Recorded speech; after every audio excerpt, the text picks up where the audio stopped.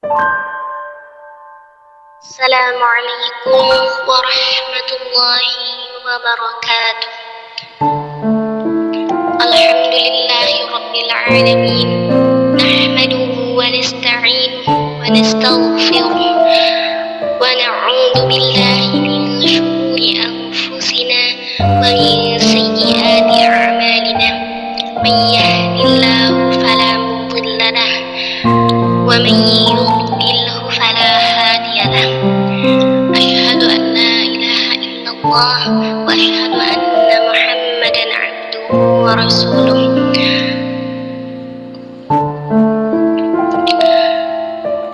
Allahumma salli ala sayyidina wa maulana Muhammad wa ala alihi wa sahbihi ajma'in, amma ba'd.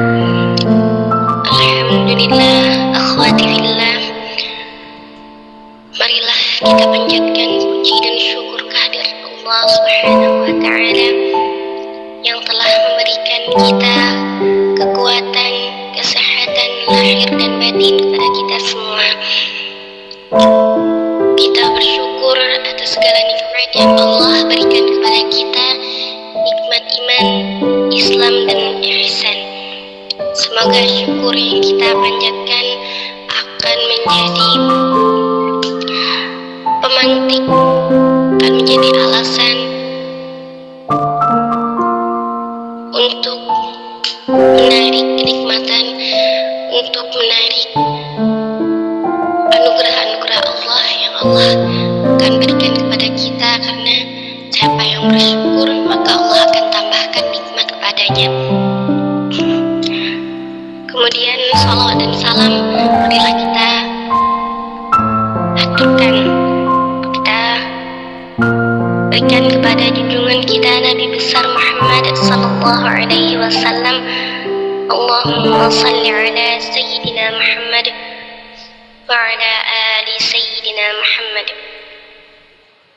Akhwati fillah, alhamdulillah pada kesempatan ini kita kembali berjumpa. Meskipun tidak bisa bertatap muka, tapi Allah berikan kita kesempatan untuk saling bersilaturahim secara online ya. Alhamdulillah. Baik, pada kesempatan ini kakak diberikan amanah untuk menyampaikan tentang satu tema refleksi diri pasca Ramadan dengan judul yang cukup menarik. Yang berat itu setia. Ya Masya Allah, akhwati fillah, satu tema yang cukup menyentil ya, karena memang ketika usaha upaya untuk mendapatkan, untuk mengerjakan itu, untuk melakukan sesuatu atau memperoleh sesuatu, mendapatkan sesuatu itu sebenarnya masih dalam tahap yang mudah, bahkan mudah gitu jika kita ingin melakukan sesuatu. Tapi yang berat itu adalah setia untuk mempertahankan, untuk bisa terus menerus, untuk bisa tetap melakukan itu, mempertahankan sesuatu itu yang berat sebenarnya ya. Karena memang disitulah perjuangan yang sebenarnya. Perjuangannya bukan ketika kita bisa melakukan, ketika kita mendapatkan, itu sebenarnya bukan di situ perjuangannya, tapi adalah mempertahankannya, kesetiaannya. Di situ kemudian yang berat. Tapi bukan berarti berat itu akhirnya sulit ya, bukan berarti tidak bisa dilakukan, tapi di situ kemudian mujahadahnya, di situ kemudian jihadnya, kesungguhan kita. Nah, jadi tangga-tangga dalam perjuangan untuk bisa setia, untuk bisa bertahan, itu akan bisa kita lakukan jika ketika kita melakukan tahap demi tahap, tangga demi tangga untuk mencapainya, untuk bisa mempertahankannya. Itu jika kita lakukan step by stepnya, insya Allah bisa. Nah, di sini akhwati fillah, kita hari ini masih di bulan Syawal ya, sesuai dengan tema refleksi diri pasca Ramadan. Kita sudah ada di bulan Syawal, di hari yang ke-23 dari penanggalan itu, hari ke-23 bulan Syawal. Kita kemudian ingin melihat pada diri kita di bulan Syawal ini, setelah kita melalui 30 hari bulan Ramadan, apa yang kemudian membekas pada diri kita. Tak terasa di 23 hari bulan Syawal ini kita telah berlalu, rasanya begitu cepat. Bulan Ramadan berlalu hingga 23 hari. Bulan Ramadan yang penuh berkah, bulan Ramadan yang penuh dengan ampunan telah meninggalkan kita. Nah, rasanya memang ada sesuatu yang hilang, karena 30 hari itu cukup lama menjadi pendidikan bagi kita, mendidik kita menjadi pribadi-pribadi yang lebih baik. Nah, semangat ibadah yang sudah kita lakukan selama dalam madrasah puasa seharusnya tidak sirna bersama berakhirnya bulan Ramadan itu. Nah, semoga selama dalam madrasah puasa selama sebulan penuh Allah memberikan pengampunan kepada kita. Kita memohon dengan sungguh-sungguh kepada Allah agar amal ibadah kita selama bulan Ramadan, amal kebaikan kita yang telah kita lakukan itu penuh berkah dan Allah terima. Dan kemudian kita juga berdoa agar dipertemukan kembali dengan Ramadan, dan di tahun yang akan datang kita bisa bertemu kembali dengan keadaan hati yang dipenuhi dengan keimanan dan pengharapan akan ridha Allah ya. Akhwati fillah, semoga ada sebuah hadis nih yang mengatakan bahwa, hadis yang panjang ya, hadis riwayat Tirmidzi, semoga kita tidak termasuk dalam golongan itu disebutkan hadis ini, yang artinya sungguh sangat terhina dan rendah seseorang yang disebutkan namaku lalu ia tidak bersolawat atasku. Sungguh sangat terhina dan rendah seseorang yang datang kepadanya Ramadan, kemudian bulan tersebut berlalu sebelum diampuni untuknya dosa-dosanya. Sungguh sangat terhina dan rendah seseorang yang mendapati kedua orang tuanya, lalu keduanya tidak memasukkannya ke dalam surga. Nah, di situ disebutkan bahwa rugi sekali jika ketika Ramadan telah berlalu dosa-dosa kita belum terampuni. Artinya Ramadannya hanya berlalu dengan sia-sia. Ramadan puasa dan ibadahnya sia-sia, tidak diterima oleh Allah. Ramadan ketika Ramadan yang dia dapati hanyalah lapar dan dahaga saja, tapi pengampunan dari Allah tidak didapatkannya. Na'udzubillah min dzalik ya. Akhwati fillah, bagaimana caranya agar suasana di luar Ramadan tetapi semangat kita, ibadah kita tetap terjaga. Nah, di sini ada tipsnya agar kita bisa istiqomah walaupun Ramadan sudah berakhir. Yang pertama, menuntut ilmu. Kita terus-terusan membekali diri kita dengan ilmu agar ketika Ramadan telah berakhir, semangat kita, gairah kita untuk bisa beramal ibadah itu masih terjaga. Nah, karena pendidikan Ramadan itu mengajarkan kita tentang semangat beribadah dan beramal salih.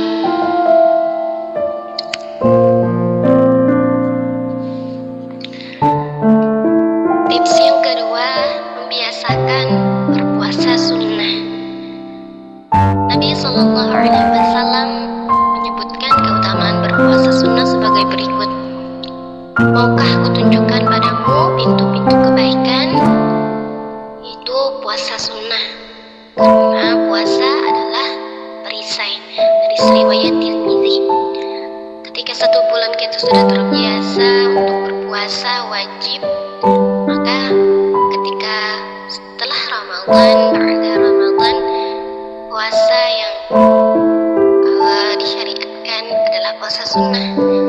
Maka pendidikan Ramadan mengajarkan kita untuk bisa menahan dahaga, menahan diri dari perilaku-perilaku yang sifat-sifat yang buruk. Maka puasa sunnah menjadi salah satu cara untuk kita menjaga semangat Ramadan kita. Banyak puasa yang bisa kita lakukan ya, puasa misalnya puasa Syawal, puasa Ayyamul Bid, puasa Senin Kamis, puasa Arafah nantinya di bulan Zulhijjah, puasa Asyura, puasa Sya'ban, dan bahkan puasa Nabi Daud ya, puasa Daud, puasa yang menjadi perisai, yang menjadi taman kita untuk tidak melakukan maksiat. Nah, jadi pendidikan Ramadan berhasil ketika kita punya semangat, mesti punya semangat, menjaga semangat kita untuk bisa melakukan kebaikan-kebaikan, salah satunya amalan puasa sunnah. Kemudian tips yang ketiga yaitu senantiasa menjaga lisan. Alangkah buruknya ketika Ramadan dia bisa menjaga lisannya, kemudian setelah Ramadan kembali lagi lisannya menyakiti orang lain, lisannya menggibah, auzubillah. Jadi ketika Ramadan kita sudah dididik dengan akhlak yang mulia, dengan menjaga lisan, tidak menyakiti orang lain, maka di bulan-bulan lain seharusnya senantiasa terjaga lisan kita. Kemudian tips yang keempat, gemar bersedekah. Ketika Ramadan memang kondisinya sangat kondusif untuk menjaga amalan-amalan, semangat kita sepertinya sangat menggebu-gebu ya. Alangkah indahnya ketika setelah Ramadan pun terjaga kontinuitas untuk bisa bersedekah, berinfak. Maka coba kita lihat dalam diri kita, apakah setelah Ramadan masih ada semangat itu, semangat untuk berinfak, bersedekah. Dan ketika pendidikan Ramadan berhasil, kita tidak meninggalkan semangat itu, semangat kita tidak luntur ketika setelah Ramadan kita masih ingin terus berbagi dengan orang lain. Itu salah satu cara untuk menjaga, tips menjaga semangat Ramadan kita.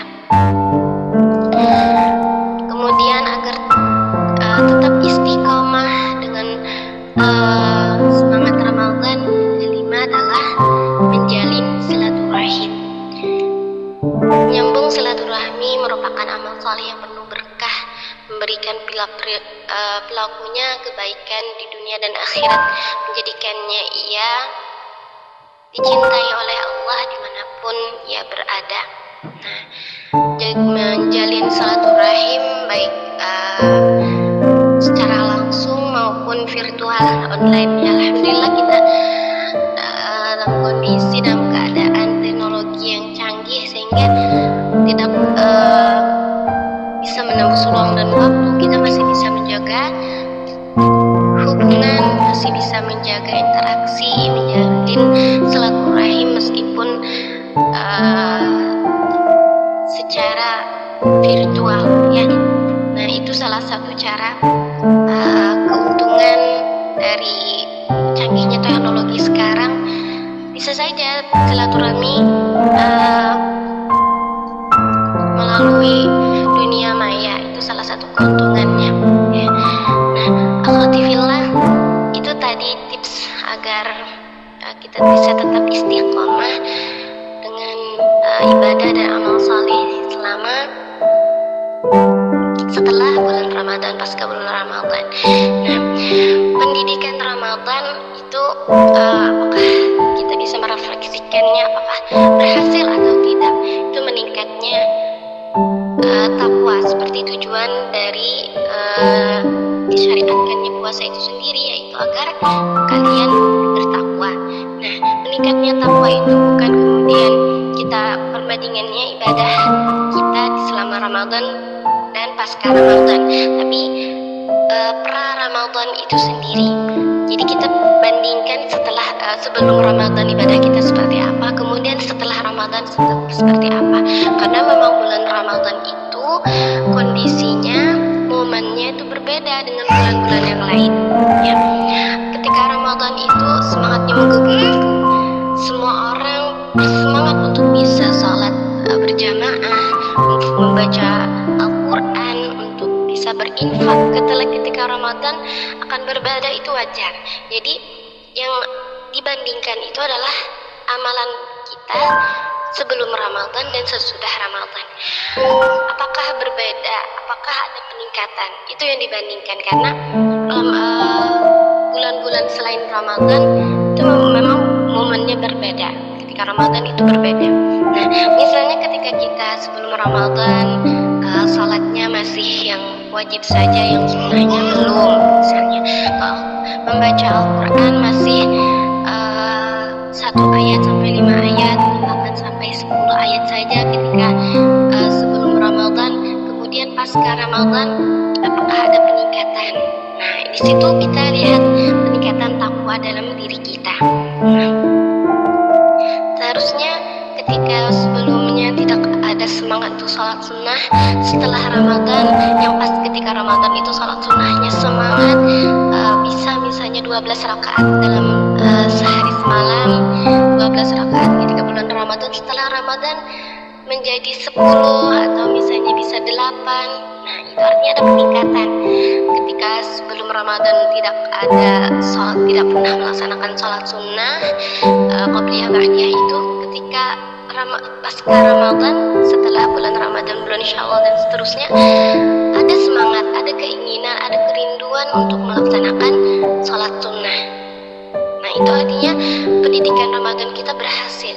Artinya ada bekas pendidikan Ramadan itu, ada asar besar dalam diri kita, ada bekas-bekas keinginan, kerinduan untuk melaksanakan sholat sunnah. Sholat wajib itu sudah selesai, ya, tepat waktunya, kemudian kualitasnya, dan di sholat sunnah kuantitasnya bertambah. Artinya ada peningkatan takwanya. Membaca Al-Quran yang dibandingkan itu adalah sebelum Ramadan dan pasca Ramadan. Kalau di Ramadan bisa 1 juz 1 hari, itu wajar, karena situasinya, kondisinya, keadaannya, semangatnya beserta dengan orang-orang sekitar kita itu sangat mendukung. Tapi ketika setelah Ramadan itu yang dilihat, adakah kemudian perubahannya dalam diri kita. Nah, itu yang bisa kita pertanyakan dalam diri kita, perbandingan pra Ramadan, sebelum Ramadan, sesudah Ramadan. Itu menjadi refleksi, menjadi barometer apakah pendidikan Ramadan berhasil, bisa kita dapatkan, bisa kita ambil pelajaran dan pendidikan selama bulan Ramadan itu. Nah, akhwati fillah, keistiqomahan kita, kesetiaan kita dalam suasana kebaikan, kesetiaan kita untuk mempertahankan semangat dan gairah selama bulan Ramadan, selain kemudian diusahakan kita bisa menjaga keistiqomahan dan kesetiaan itu dengan membuat target-target ibadah. Target ibadah selain diazamkan, salah satu tipsnya agar bisa terlaksana sesuai dengan yang kita targetkan, itu bisa juga dituliskan target ibadah kita apa, kemudian pelaksanakannya seperti apa. Nah, itu bisa kita tuliskan. Itu tipsnya dari kakak sendiri sebenarnya, ya. Itu ditulis dalam sebuah, di kertas, di karton misalnya, atau di kertas biasa, tidak apa-apa, ditempel di dinding. Ditulis target kita dalam sehari, kita ingin salat sunnahnya berapa rakaat, atau salat wajibnya dulu tepat waktu, misalnya dari subuh, maghrib, ya, zuhur, asar, maghrib, isya, itu tepat waktunya berapa kali yang bisa kita tepat waktu itu kita terhitung 1 jam setelah orang adzan, setelah adzan. Ditulis sholat wajib tepat waktu yang bisa itu berapa kali dari subuh asar itu. Kemudian salat sunnahnya ditargetkan misalnya 10 rakaat, sebelum subuh 2, setelah zuhur 2, kemudian sebelum zuhur 2, sesudah zuhur 2, 6, sesudah maghrib 2, dan kemudian ba'diyah isyanya 2 rakaat 10 misalnya. Kalau sebelum misalnya 10 ya sudah misalnya 6 dulu, tapi ada peningkatan, ada keinginan, ada target yang kita ingin capai untuk sholat sunnah. Nah itu sholat sunnahnya. Kemudian puasa di bulan Syawal itu 6 hari bulan Syawal ini dilaksanakan, ditulis. Nanti setelah ba'da Syawal kemudian ingin pelan-pelan dengan puasa Senin Kamis. Setelah misalnya sudah terbiasa Senin Kamis, ditambah lagi dengan Ayyamul Bid, hari-hari putih, itu 3 hari di pertengahan bulan Hijriyah, 13, 14, 15 ya, ketika purnama itu. Nah Ayyamul Bidnya memang sudah terbiasa, Masya Allah, bisa melaksanakan puasa Daudnya, sehari berbuka, sehari berpuasa. Masya Allah, itu adalah puasa yang paling dicintai oleh Allah, puasa yang paling puasa yang terbaik ya, puasa Nabi Daud, puasa sunnahnya. Kemudian tadabbur Al-Quran juga mungkin ditargetkan, membaca buku ditargetkan, atau hafalan hadisnya juga ditargetkan, murajaah hafalan juga mungkin kita tuliskan seharinya berapa, atau azam. Itu sebenarnya ada ya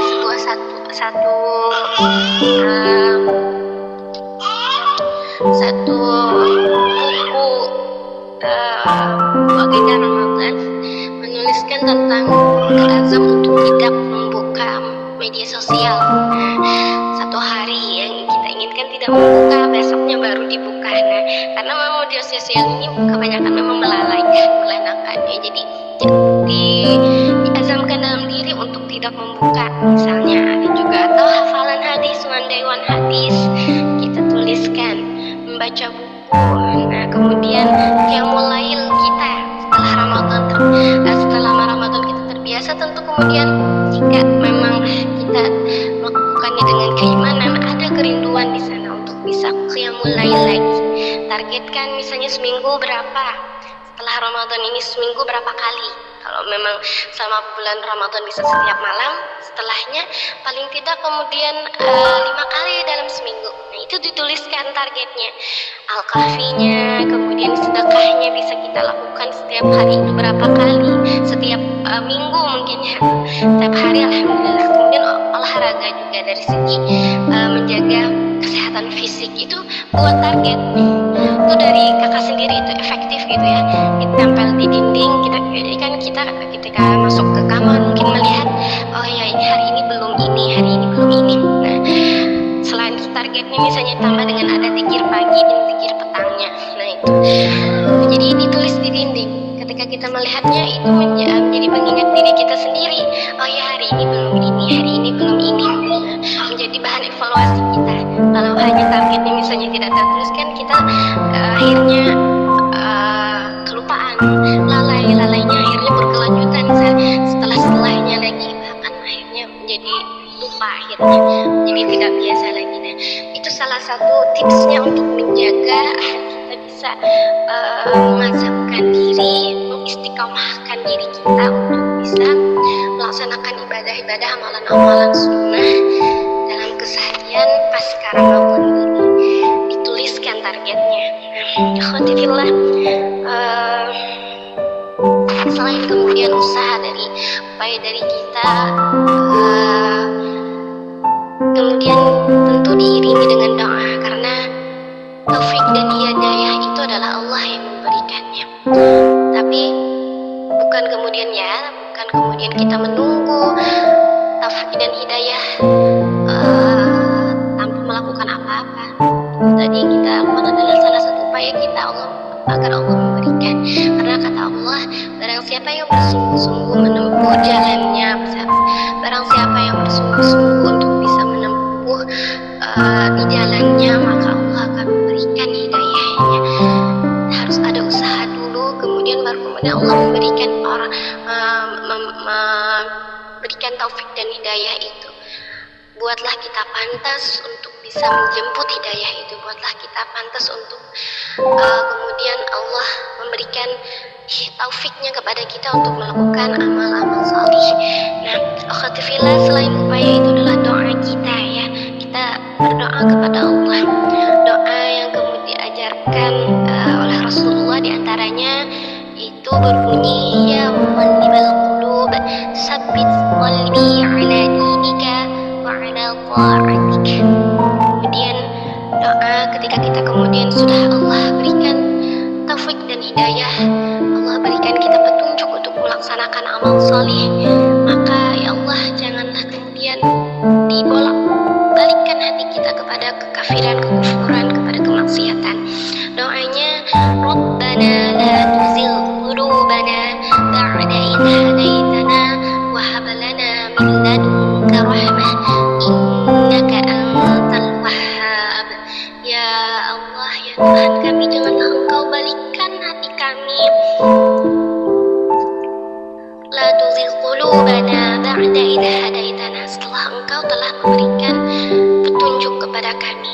Ya, itu doa seharusnya kita lazimkan, karena Rasulullah sendiri, Masya Allah, Rasulullah sendiri mengucapkan doa ini. Beliau seorang Rasul, seorang kekasih Allah, tapi masih berdoa agar ditetapkan dalam petunjuknya, dalam ketaatan, dalam agama ini. Apalagi kita yang bukan siapa-siapa ini, maka doa ini yang kita lazimkan. Ya Allah, tetapkan ketika Allah sudah memberikan kita anugerah kenikmatan dalam beribadah, dalam iman, dalam Islam, ketika Allah sudah memberikan kita keindahan dan kenikmatan dalam bermunajat kepadanya, maka ya Allah jangan balikkan hati kami, jangan kembalikan kami kepada kekafiran, dalam kemaksiatan, jangan Engkau hilangkan, cabut hidayah ini, dan Engkau cabut kenikmatan beribadah ini. Doa yang harusnya senantiasa kita ucapkan, karena akhwati fillah, banyaknya ketika hamba-hamba Allah yang salih karena dengan rayuan iblis akhirnya melakukan satu kemaksiatan, kemudian akhirnya mati dalam kekafiran. Na'udzubillah min dzalik. Ya, mungkin itulah yang dapat kakak sampaikan tentang kesetiaan dalam kebaikan pasca Ramadan, keistiqomahan kita dalam beramal salih. Semoga Ramadan setelah Ramadan ini kita bisa tetap istiqomah, tetap bisa melazimkan ibadah-ibadah yang sudah kita biasakan selama Ramadan. Semoga kita bisa memaksakan diri. Ibadah itu harus dipaksakan, kemudian akhirnya kita bisa terbiasa, kemudian menjadi kebutuhan kita, menjadi kebiasaan, menjadi kecintaan kita untuk melakukan amal ibadah. Semoga amal-amal kita di bulan Ramadan yang telah kita lalui Allah terima, dan kemudian itu doa-doa ya, doa-doa orang salih setelah Ramadan itu doanya adalah, ya Allah, terimalah ibadah kami selama bulan Ramadan, terimalah salat-salat kami, puasa kami, munajat kami. Kemudian 6 bulan, disebutkan 6 bulan seterusnya adalah doa agar disampaikan, agar kembali bisa sampai ke bulan Ramadan yang akan datang. Demikian yang dapat kakak sampaikan. Terima kasih untuk kesempatannya. Jazakumullah khairan. Ahsanallahu alaikum. Ahsanallah, barakallahu fikum. Afwa minkum. Assalamualaikum warahmatullahi wabarakatuh.